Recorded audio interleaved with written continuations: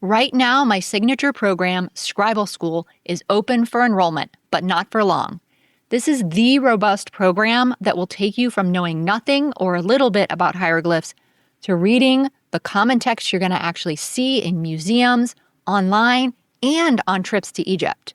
And there's a very special bonus available right now for the first 25 people who sign up by Friday, May 15th.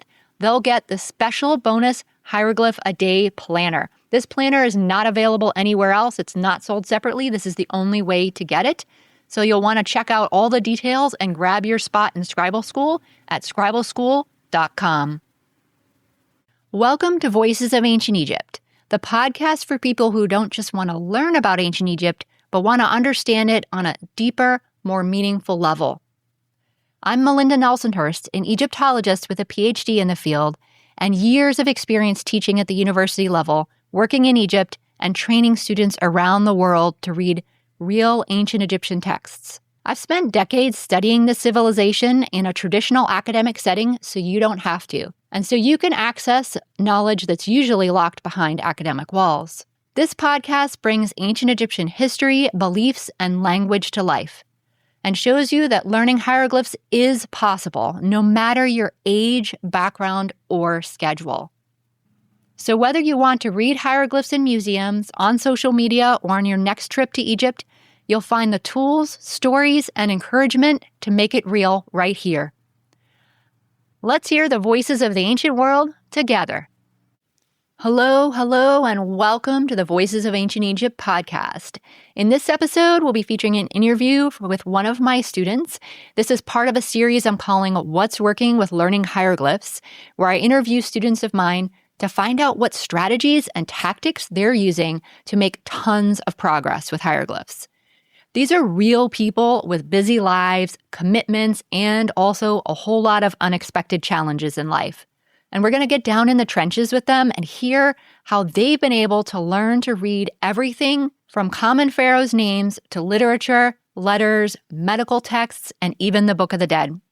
Let's jump in and hear what's really working for these real people. Thank you for joining me today, Rick. Rick is a student of mine who started out in my foundational program, Scribe School, and is now in my next level program, Master Scribes. And thank you so much for joining me today, Rick.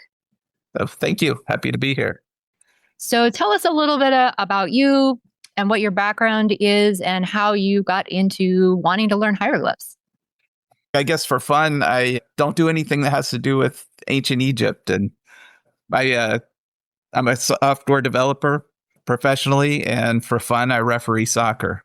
Mm-hmm. But yeah, to get how I got started, when I was, maybe 10 years old, my mom took me to a bookstore, and I was just browsing through books and saw one on, the ancient world, and it had in the back a dictionary of Egyptian hieroglyphs. And I was interested and talked my mom into letting me buy it. And I think that was the start. I grew up in Virginia, and I remember going to the Richmond Museum of Art, and they had a Egyptian display there, and that I was fascinated with. And then King Tut rolled through Washington, D.C. about that time. And so I just got a lot of, hits and have just always been interested. And now it's taken it to the next level. And all right. Yeah, I love it. I think that's such, it's a common experience with ancient Egypt, I think, that you encounter either a book or a museum or a movie first, usually seems to be the theme, right?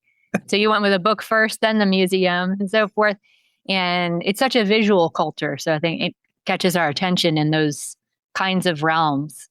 So you've already, made a fair amount of progress with hieroglyphs at this point, of course, from being in Scribe School and Master Scribes. But I'd love to go back to where you started. And before you came into Scribe School, had you tried things before with learning hieroglyphs, or what problems did you encounter, or what goals were you looking to achieve?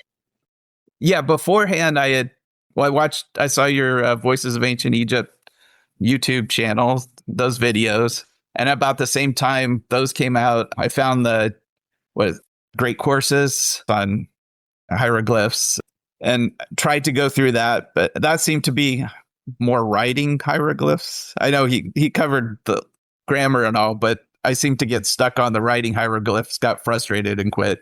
So when you came along and said we're going to read them, that was more what I was hoping for. And the rest is history, as they say, right?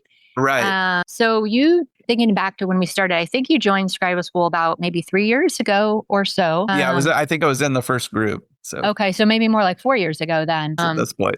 And had worked along at that point. But then in this most recent round of Master Scribes, you decided to take it to another level and join Master Scribes and jump in. So, and I know you were still sort of reviewing some of the Scribe School curriculum also while you've been in Master Scribes. So I was curious if you could take us back to sort of to that moment too. Like, you've been in Scribe School for a while and you're thinking about joining Master Scribes. Like what did you have in mind at that point? Was there a point where maybe you ran into a snag and you felt like this was going to help keep you going, or you had new goals that you wanted to reach with this? What encouraged you to take the leap into joining us in Master Scribes?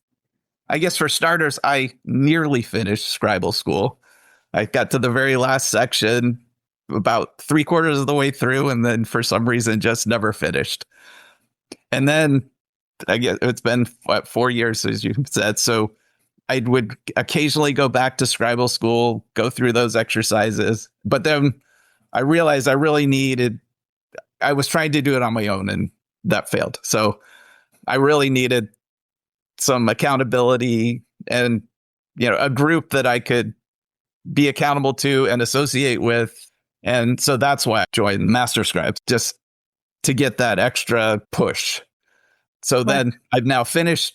I backed up a little bit because I had forgotten a whole lot over the 4 years in Scribe School. So I kind of backed up and moved forward with those and have now finished those. Yay.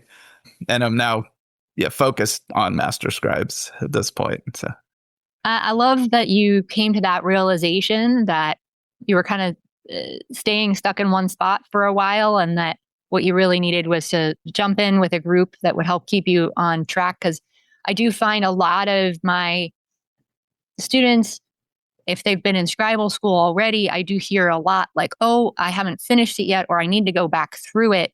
A lot of times they feel like they have to get every piece down before they can feel like they can move on into Master Scribe. So I find it really interesting how you felt like, you had done most of it, but then you hadn't done it in a while. So you felt rusty, hadn't quite finished it also. But instead of staying stuck there of, oh, I got to do all this again, you realized you needed to make a change and jump in with the group to get things moving again.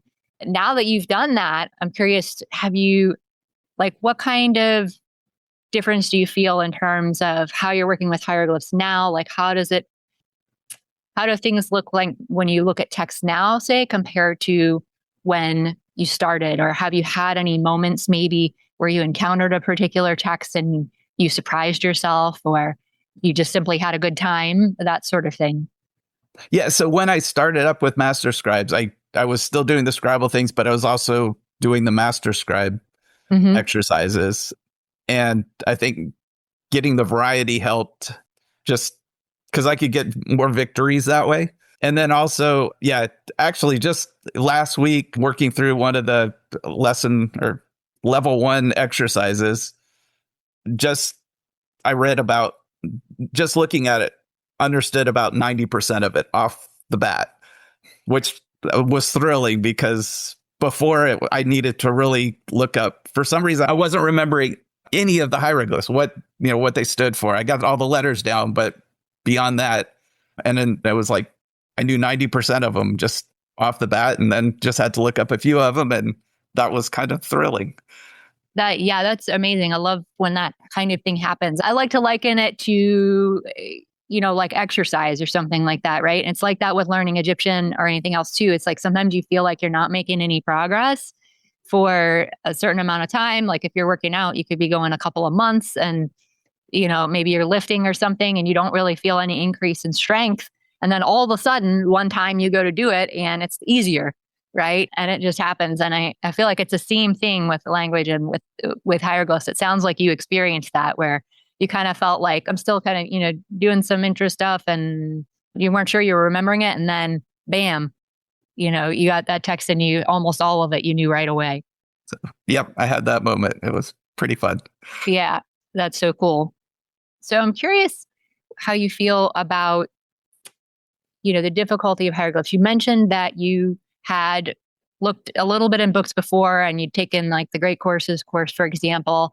And I do sometimes hear from people who are considering my programs, that they're concerned that hieroglyphs might be too hard for them, or maybe they have tried a book or another course before and they ended up giving up on it. It was too hard, or sometimes it was that they got kind of stuck because they didn't have anybody to ask questions to and things like that. I'd love to hear from you how, like, if you could relate to this and also how you were able to overcome sort of the challenges that you had before with trying other ways to how it's going now. Yeah, I think, before it was the textbook university style of throwing information at you that often does not succeed. And even just your learning style, I think, even if I didn't learn any hieroglyphs, the way you teach how to learn is, I think, very valuable. And it's a twist on what we're used to, but it seems to be working. And just little concepts like failure is not a bad thing, because the more you work it, eventually it becomes a success. And I'm seeing that. And just your teaching style alone is beneficial. And then we get to throw in the fun of hieroglyphs on top of that. So. Yeah, I love that point that you bring up in terms of the sort of like the science of learning, and also specifically you mentioned failure, because I think, coming from an academic background myself, like I can really relate to a fear of that. And I definitely went through, years of grad school where we were all in fear of failing in front of the class or doing badly on a test or something like that. And it was only much later that I realized this, which is one of the things that you heard me say, which is that this is actually really part of the process. You're not supposed to get it perfectly the first time. It doesn't work like that, right? And that really what matters is, your times at bat, basically. You're getting that practice in, you're doing the reps, so to speak, and over time things come in and things happen, like it happened with you with the looking at that stela, and you're like, wow, I can read this thing now, and that's really what it's all about, and something that I think you're right, you don't often see in places, is paying attention to what actually really works in learning and the science behind it and so forth. So far, you've learned to read some of the, very most common texts that you'll see in museums, of course, like offering prayers and captions, speeches, and some parts of biographies, for example. And so, things that you'll see on tomb and temple walls, stele statues, and you're moving into some of the other areas, like in Master Scribes, where you'll be getting into, I think, probably into some of the Book of the Dead stuff next, maybe around there. So I was curious where you see yourself going now, what you're stepping into next, and how you see Master Scribes sort of supporting you with the next steps. I love history. And when I study history, I always want to understand how the people who experienced those historic events understood them and experienced them themselves.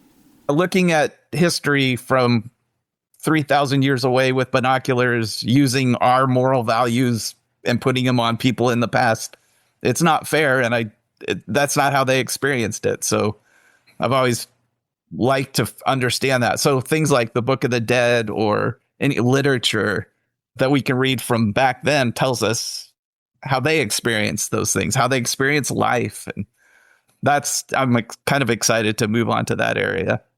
My daughter gave me a copy of the Book of the Dead for Christmas a couple years ago. And that was another thing I tried to do before Master Scribes that was a fail. So hoping to get into that and actually understand it.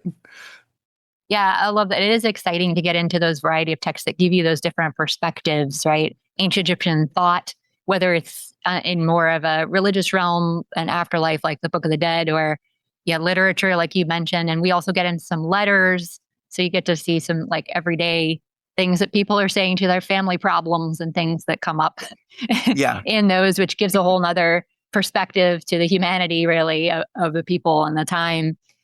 And I was curious in terms of when you're moving into that and generally speaking, also with working in a group and master scribes, sometimes I hear from people that they don't really want to be in a group space, for example. Maybe it's that, they just kind of want to work on their own on like a standalone course or something like that. Or sometimes it's the other extreme and they want like one-on-one tutoring, for example. I was curious what your thoughts are in terms of the group format and how that's supporting you with making progress with hieroglyphs and how you see that also continuing to support you as you go into this next level. I tend to be somebody who works on my own, but I like the group.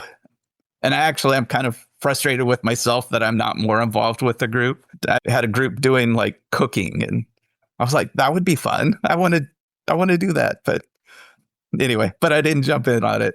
But just interesting articles that people bring up just to get that community. I like being part of that community. And I'm hoping that someday somebody will throw a question out there that I can jump on and answer before you get to it. Yeah, I love the camaraderie of the group too. And they're doing different things. You got like a little informal book club going on and some people trying out like Egyptian recipes and cooking. And it's not too late, by the way, if you want to jump in and start doing Egyptian cooking. I think Yeah.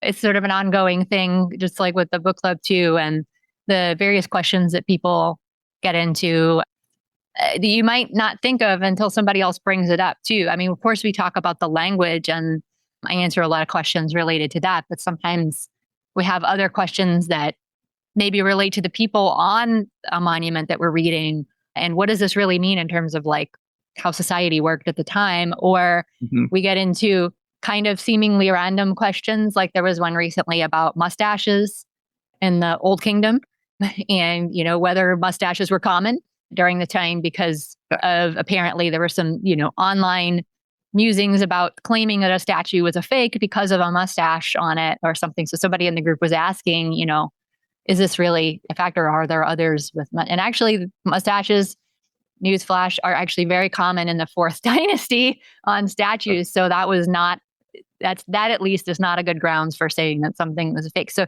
it was an interesting one to get into because it was actually something I was familiar with. I'm not always necessarily familiar with seemingly obscure things like that, and it was one of those things that surprisingly hasn't made its way onto the internet though.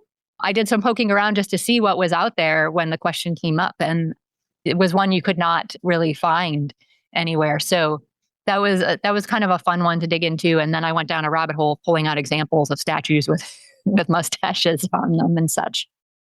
So I was curious, you mentioned before the aspect of how we learn and how I talk about that in the program and the things you've learned related to that. I'm curious sort of how you feel like you've been able to fit hieroglyphs into your life. Because I do hear from a lot of people that they feel like they just don't have the time. They're interested in learning hieroglyphs, but life is busy and they just don't see how they can fit it in. So I'd love to hear about how you've approached that and made it work for you.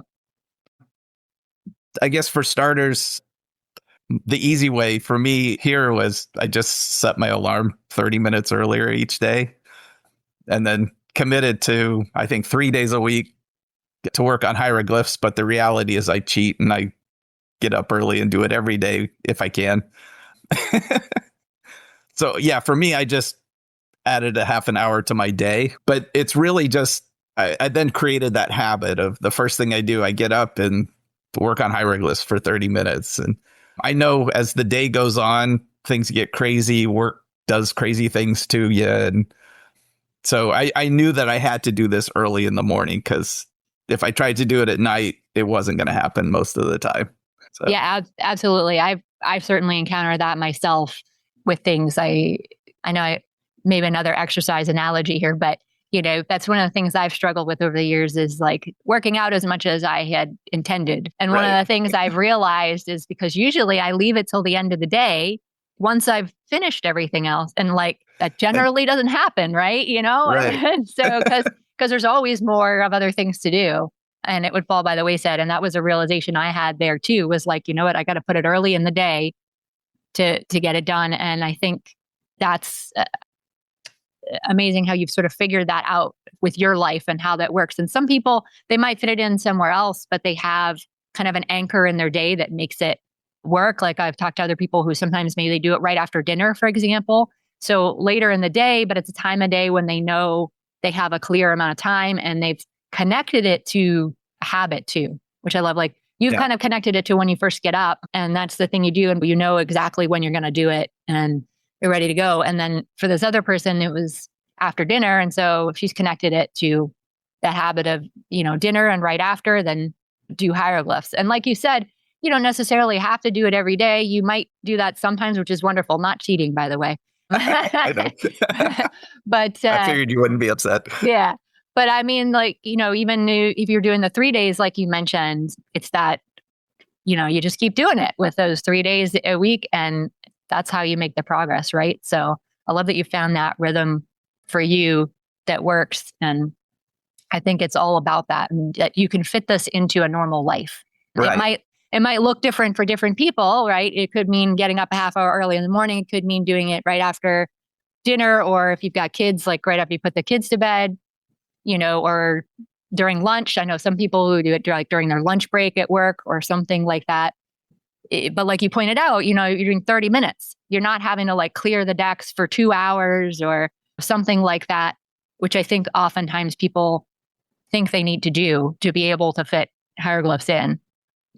And that's kind of what I did with Scribe School. Was I was trying to get those big blocks of time, and then they rarely happened. So I think on one of your training courses, or how to learn, you said small chunks are better. And so I went with that this time around, and then, having more success. Yeah, absolutely. So glad that you did go with that, because I think I find that too. It's like, because if you're waiting for when you have 2 hours, right, that's just not going to happen very often, right? And it also sounds more intimidating. It's just it's the kind of thing where you might be like, ooh, you know, that's a lot. I think so. It's like if you're doing just 20 minutes or 30 minutes or something, then it's not only easier to fit into your schedule, but it also doesn't sound like such a big deal and something to avoid. You just be like, oh, I'm just going to do this for 20 minutes. And maybe you do a little longer or not. Either way, you're getting it in there. You're getting the reps in. So that's great. I love that you've gone through that process and realized that you were doing the 2 hours before, and you did it sometimes and you made some progress, but now you're really plugging away at it now that you're doing those smaller chunks. So as we wind down here, I wanted to ask you, you know, as we open the doors for the next round of Master Scribes coming up, there are some people out there who might be on the fence. They're thinking about joining us in the program, either continuing what they've learned already in Scribe School, or they might even be starting from the beginning or after having done some self-study. And they're just not sure yet if they should really take the leap and join us, and whether it's going to work for them and their life situation and so forth. And I was curious what you would say to somebody who was in that situation where they're trying to make that decision. If you're interested in learning hieroglyphs, you just have to do it. It's if you're waiting for the perfect time in your life, it's never going to come, at least not for me. So I finally just had to, I would say, bite the bullet. That sounds bad, because this is not a bad thing, but you know, just basically say, I'm going to do it and commit to it and go for it. And then find a little bit of time. It doesn't have to be a huge amount of time. And then when you get those aha moments where you see something even outside of the coursework we're doing here, but I mean, silly things like I was at Disney the other day, and the Epcot ball ride has an Egyptian scene, and I was, you know, looking at the hieroglyphs. I'm like, I can read some of those. So I just added a new goal that I want to be able to read the Disney hieroglyphs, and just for fun. And you get there, and those aha moments are quite a lot of fun. And that's the accomplishment and then you can start bragging to your friends that you can read hieroglyphs and take them to a museum and show off if you want. I love that. It's so much fun when you encounter them in the wild like that, right? And then all of a sudden you're like, wow, I can read this. And that you came to that realization, it sounds like, where it was like, there's never going to be a perfect time, right? Along with what you said about how you're only, you study 30 minutes at a time, and decided that this was the time you're just going to make it work, right? Yeah. All right. Well, thank you so much, Rick. I really appreciate you taking the time out to share your story today, and looking forward to continuing to support you on your hieroglyphic journey as you're going deeper and into these wider variety of texts and master scribes. Thank you again so much for joining me today. You're welcome. It's good to be here.